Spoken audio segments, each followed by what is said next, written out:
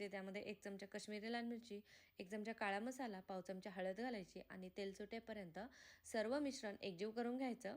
त्यानंतर अर्धा किलो चिकनचे पीस या मिश्रणामध्ये, या वाटलेल्या मसाल्यामध्ये एकजीव करायचे. चवीनुसार मीठ घालायचं आणि सर्व एकदा मिक्स करून घ्यायचं. कढईवरती झाकण ठेवायचं. पाणी न टाकता आपल्याला हे चिकन शिजवायचं आहे. त्यामुळेच 5 मिनिटाच्या 7 मिनिटाच्या फरकाने कढईवरील झाकण काढून सर्व चिकन मिक्स करून घ्यायचं. इथे आपलं झटपट असं चिकन तयार झालेलं आहे आणि याचा सुगंध देखील तेवढाच छान येतोय आणि आपलं चिकन छान असं शिजलेलं देखील आहे.